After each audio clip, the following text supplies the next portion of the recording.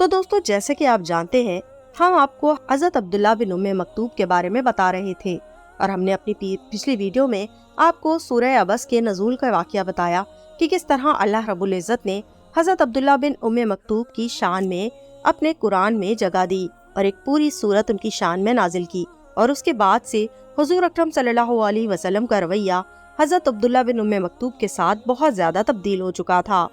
جب قریش نے اہل ایمان کو شدید اذیتیں دینا شروع کر دی تو اللہ تعالیٰ نے رسول اکرم صلی اللہ علیہ وسلم کو ہجرت کی اجازت دے دی۔ پہلے مرحلے پر جن صحابہ کرام رضوان اللہ علیہ نے ہجرت کی ان میں حضرت عبداللہ بن ام مکتوم رضی اللہ تعالیٰ عنہ بھی شامل تھے۔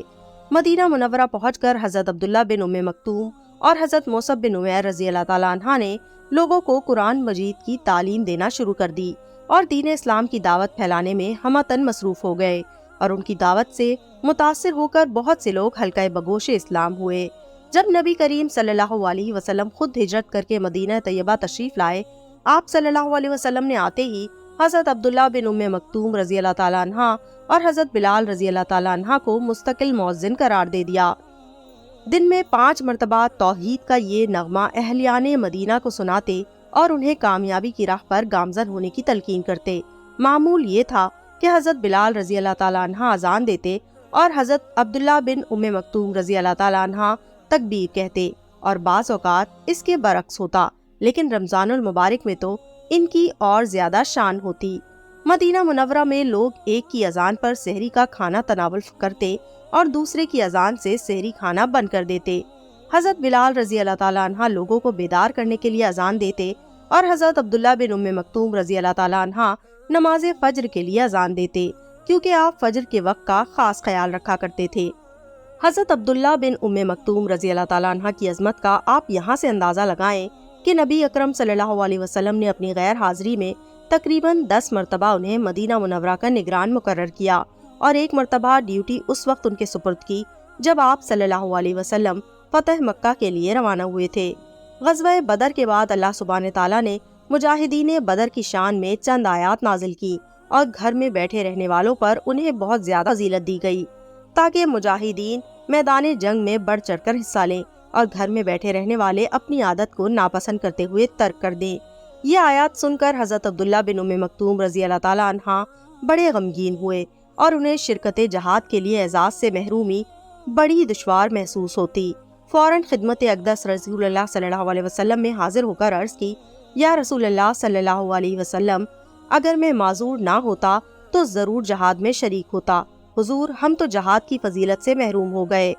پھر اس افسردگی کے عالم میں بے ساختہ ان کے زبان سے یہ دعائیہ کلمات نکلے، الہی میرے عذر کو پیش نظر رکھتے ہوئے اپنا حکم نازل فرما، الہی میرے عذر کو پیش نظر رکھتے ہوئے اپنا حکم نازل فرما، الہی میرے عذر کو پیش نظر رکھتے ہوئے اپنا حکم نازل فرما۔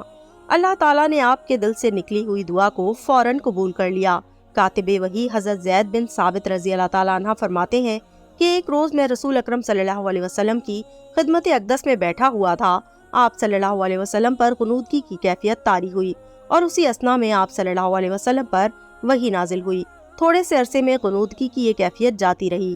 آپ صلی اللہ علیہ وسلم نے مجھے ارشاد فرمایا، زید لکھو۔ میں نے عرض کی، حضور اکرم صلی اللہ علیہ وسلم کیا لکھوں؟ آپ صلی اللہ علیہ وسلم نے فرمایا، یہ آیت لکھو۔ ترجمہ: مومنوں میں سے بیٹھے رہنے والے اور اللہ کی راہ میں جہاد کرنے والے برابر نہیں ہوتے۔ حضرت عبداللہ بن ام مکتوم رضی اللہ تعالیٰ عنہ نے عرض کی، حضور، جو لوگ معذور ہیں ان کے لیے کیا حکم ہے؟ ابھی گفتگو ہو رہی تھی کہ آپ صلی اللہ علیہ وسلم پر پھر غنودگی طاری ہو گئی۔ تھوڑی دیر کے بعد یہ کیفیت جاتی رہی تو آپ صلی اللہ علیہ وسلم نے مجھے فرمایا، زید پہلے جو لکھا ہے اسے پڑھو۔ میں نے پڑھا۔ آپ صلی اللہ علیہ وسلم نے فرمایا، اس کے آگے یہ لکھ دو، محتاجوں کے علاوہ۔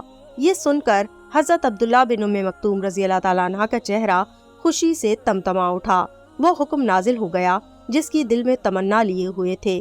حالانکہ اللہ سبحانہ تعالیٰ نے معذور لوگوں کو جہاز سے مستغنا قرار دے دیا تھا، لیکن حضرت عبداللہ بن ام مکتوم رضی اللہ تعالیٰ عنہ کے دل میں اس خیال نے انگڑائی لی کہ کیا ہوا اگر میں معذور ہوں، کیوں نہ جہاد میں شریک ہو کر اللہ تعالیٰ کا قرب حاصل کروں۔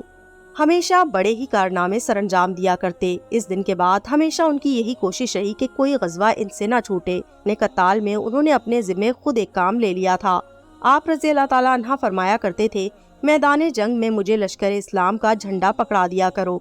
चूँकि मैं देखने से माजूर हूँ, लिहाजा एक ही जगह जमकर खड़ा रहूंगा और हत्तुल इम्कान इस्लामी झंडे को सरनगू नहीं होने दूंगा। 14 हिजरी में हजरत उमर बिन खिताब रज़ी अल्लाह ताला अन्हा ने दुश्मनान इस्लाम को सफ़े हस्ती से मिटाने के लिए एक बहुत बड़ी यलगार का प्रोग्राम तरतीब दिया। आप रज़ी अल्लाह ताला अन्हा ने तमाम गवर्नरों के नाम ये हुक्मनामा जारी किया, तुम्हारे इलाके में जिस किसी के पास हथियार, सवारी या जहाद के सिलसिले में कोई तजवीज़ हो तो उसे फौरन अपनी निगरानी में मेरे पास भेज दो। फारूक आजम रज़ी अल्लाह ताला अन्हा की आवाज़ पर लब्बैक कहते हुए चारों तरफ से मुसलमान फौज दर फौज मदीना तैयबा में पहुंचने शुरू हो गए। इन मुजाहिदीन में हजरत अब्दुल्ला बिन उम्मे मक्तूम रज़ी अल्लाह ताला अन्हा भी थे।